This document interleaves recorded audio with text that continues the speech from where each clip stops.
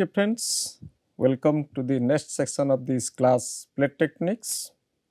So if you remember the last class, we are emphasizing on the heat distribution on the earth surface and at different levels on the earth crust and lithosphere.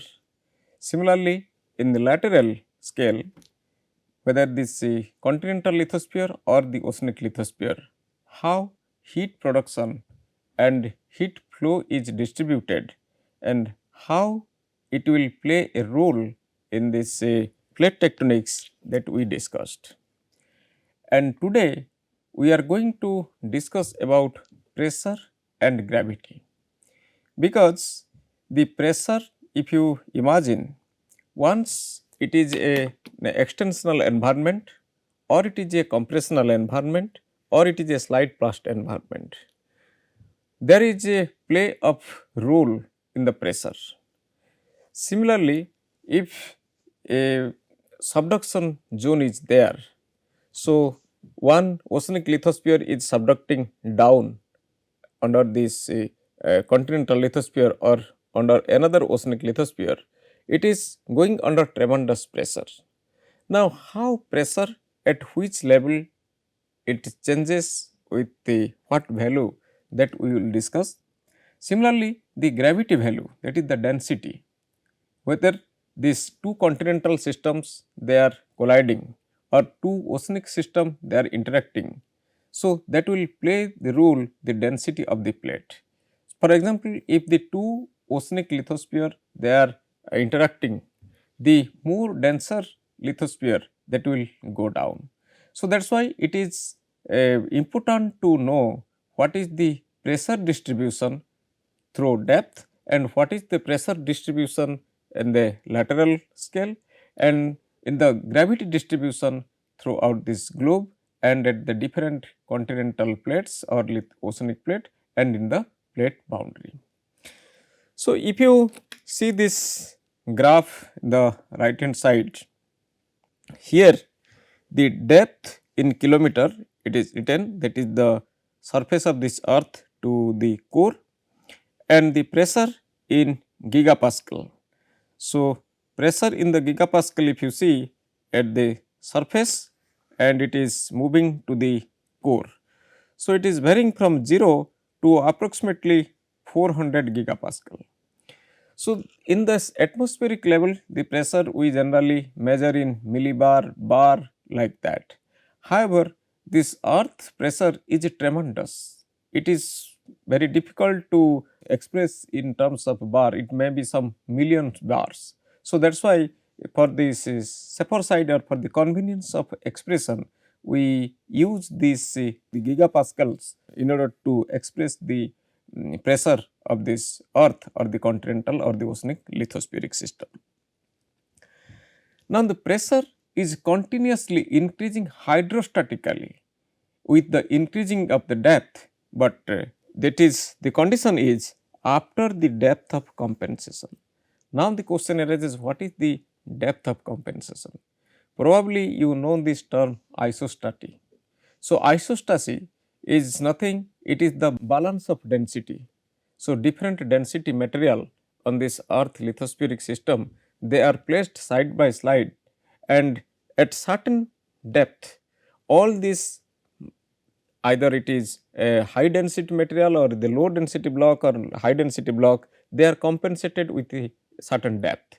So, that vary from place to place. So, it is not just a smooth surface, this balance is or this compensation depth, it is an uneven surface, that depends upon the block, that depends upon the density or those.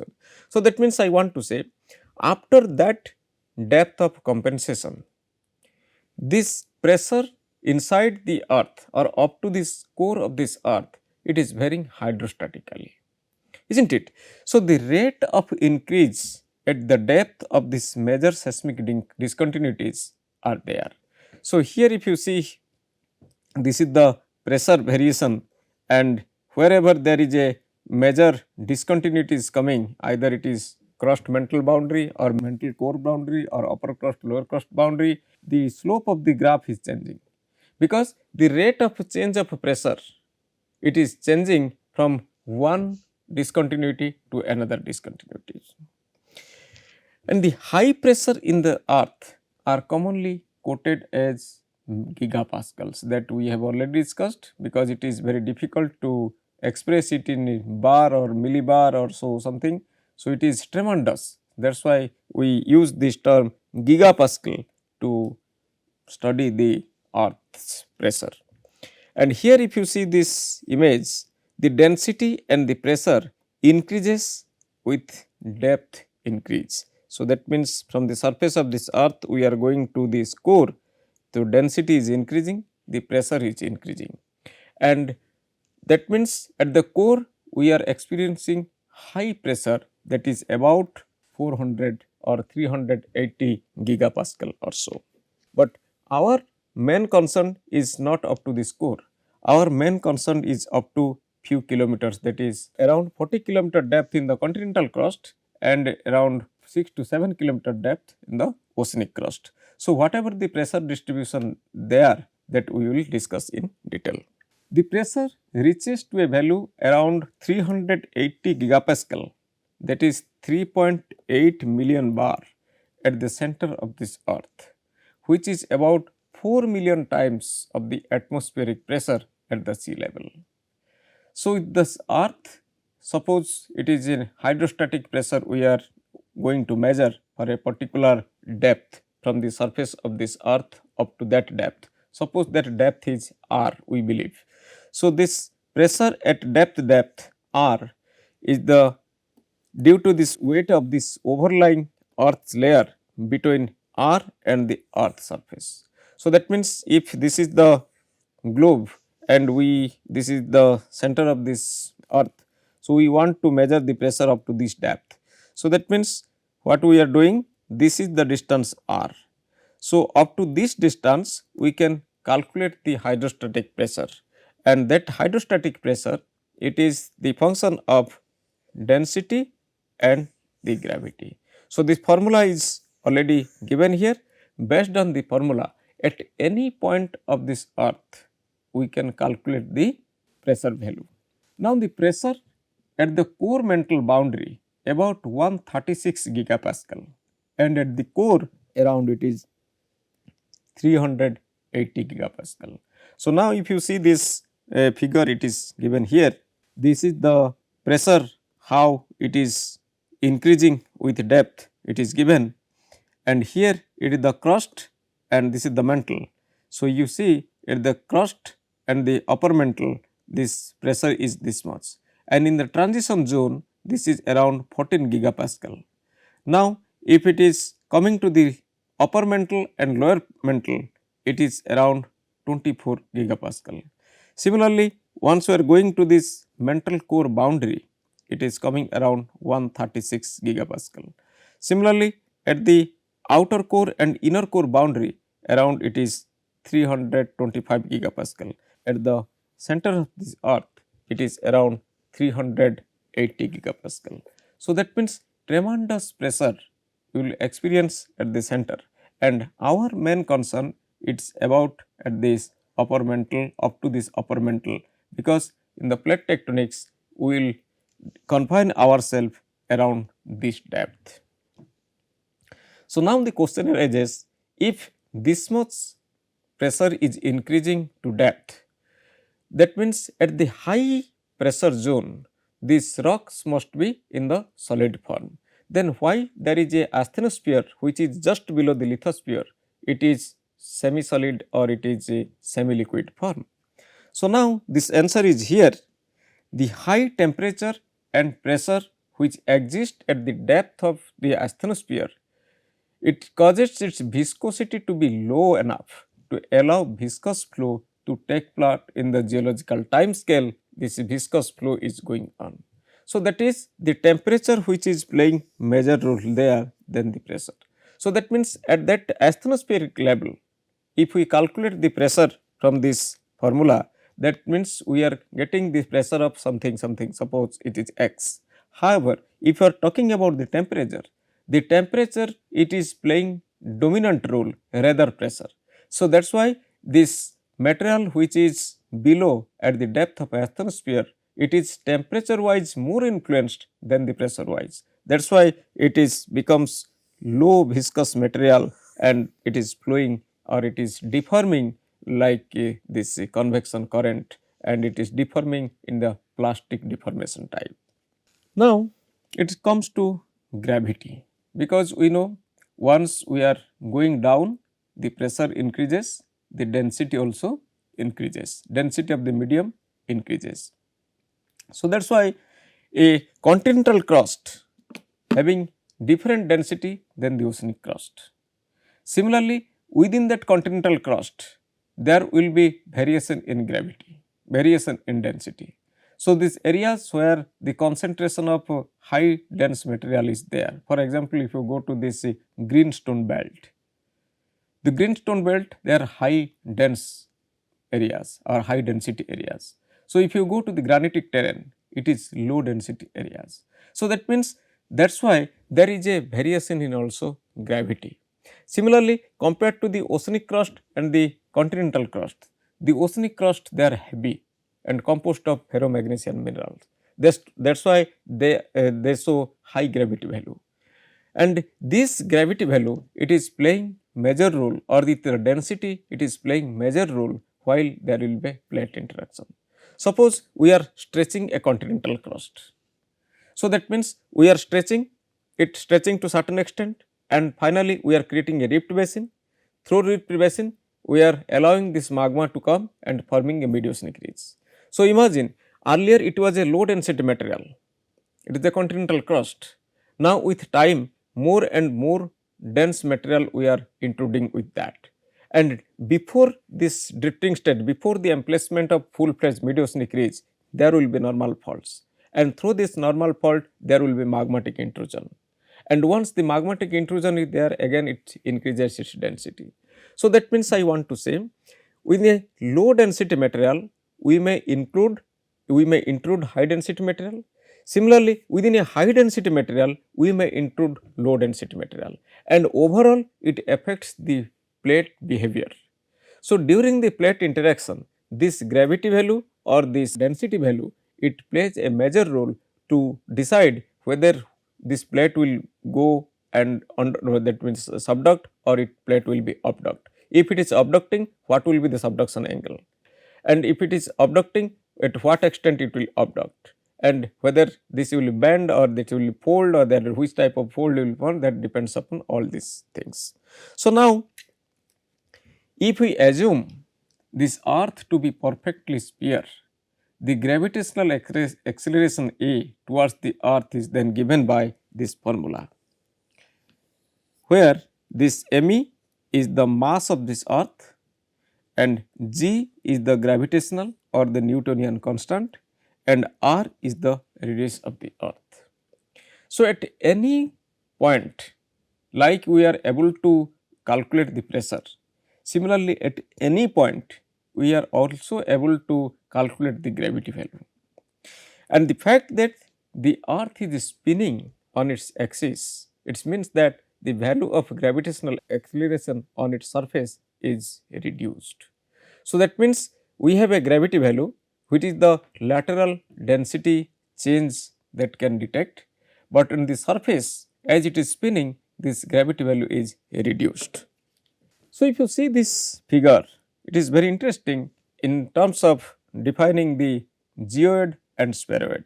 So, imagine the earth is neither a perfect sphere nor it is a oblate spheroid, because suppose for example, we think it is about a globe and we are taking a cross section, and we are as a earth scientist, we are, or a common man, we are moving on the surface.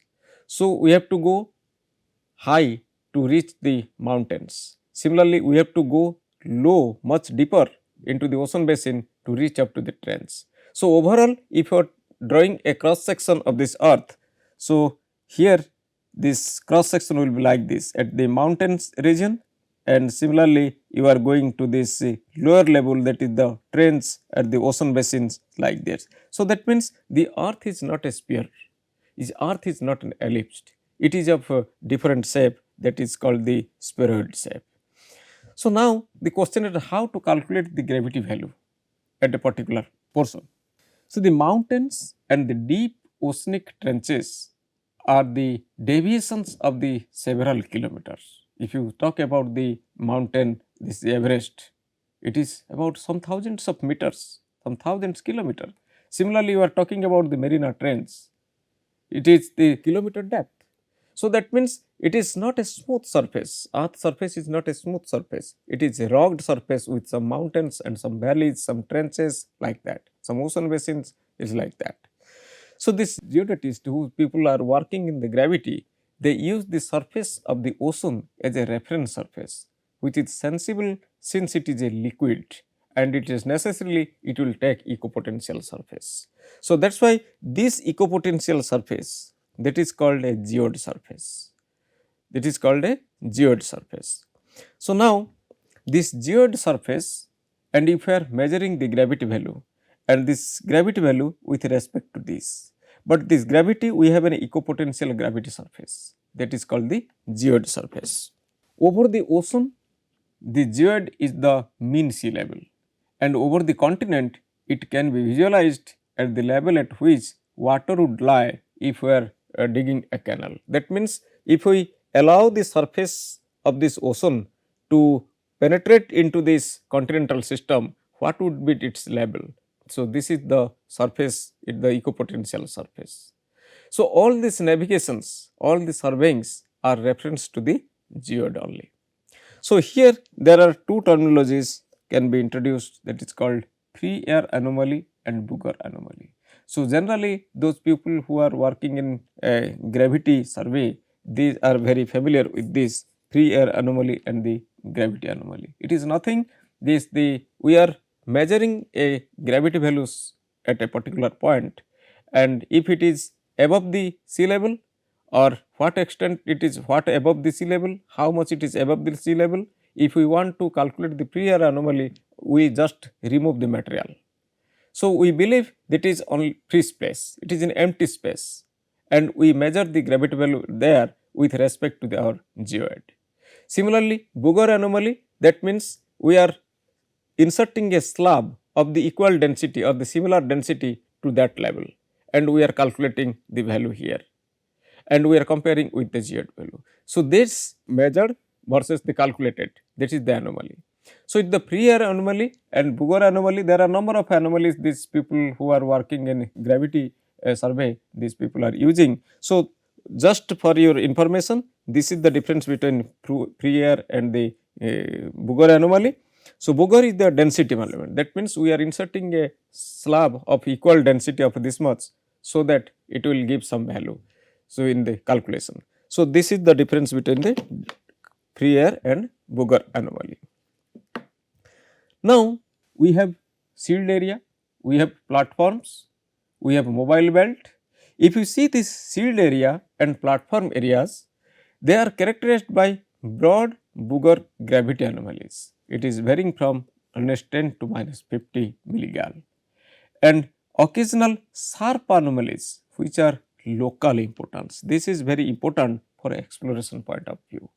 For example, we are doing the gravity survey, and in this gravity survey we are getting a local anomaly, that is high depth and high density material is inside. So, that means we may interpret there is a dike intrusion or a high density material is emplaced there.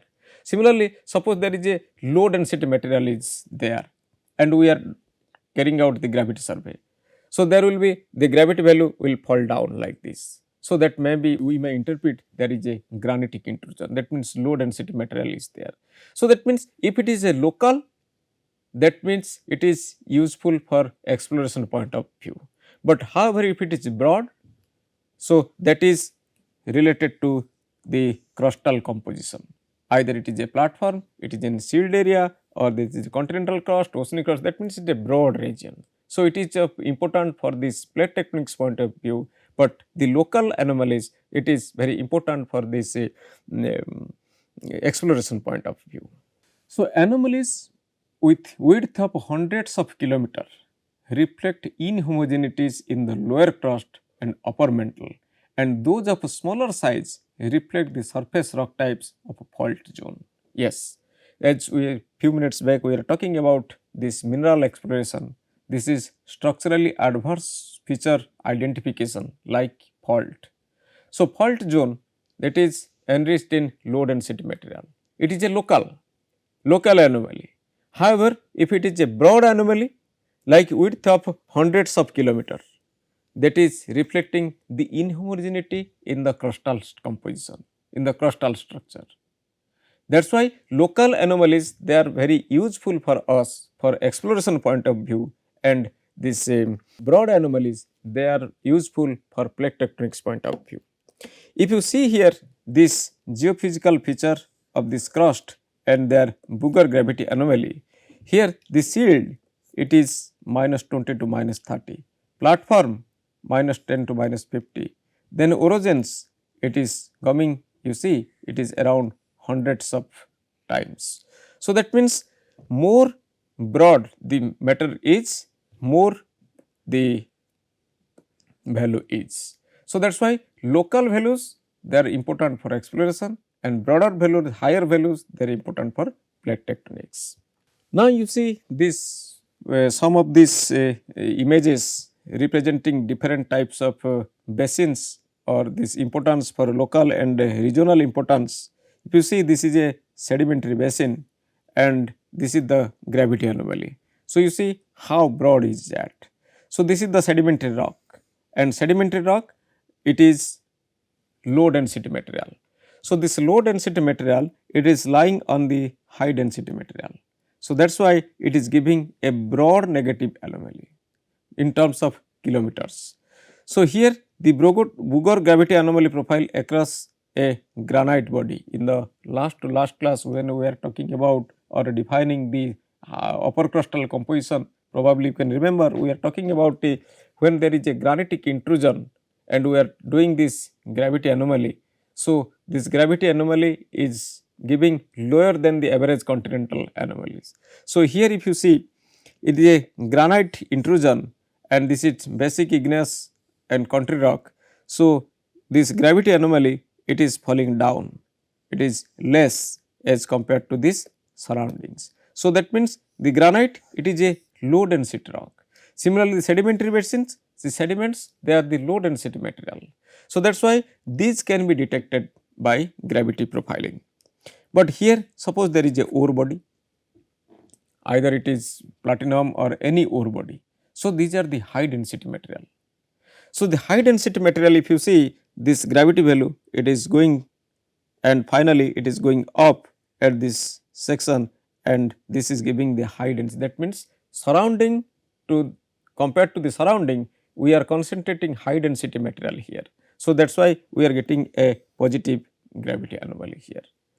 Similarly, if you see this continental crust and the oceanic crust placed side by side. So, this is a transitional crust, that means neither it is continental fully nor it is oceanic fully. So, now this is the gravity value that you see this continental crust it is giving low gravity anomaly and this oceanic crust it is giving high gravity anomaly. The purpose is to show it here. This continental crust it is composed of low density material like quartz, feldspar like that. However, this is composed of high density minerals like olivine, pyroxene like that. So, that is why this gravity value it is in a broader value, that means it is easy to distinguish the low density material or the low density crustal composition from the high density crustal composition. However, if it is a local importance, that means it is useful for distinguishing the exploration material, whether there is a low density material like granite or it is a high density material like any ore body or so. Now, not only it is useful for this mineral exploration or this distinction of the crustal density from place to place, there are gravity value which has successfully been used to identify the faults. And particularly if you see this gravity map of Indian context, the gravity anomalies can be used to trace the structural trend of these rock units like the Precambrian silts beneath the sedimentary cover in the platform areas. Now, you see here, this is the high gravity values, mostly the Precambrian rocks, the Aravallis, the Eastern Ghats, all these Vindhyans like that.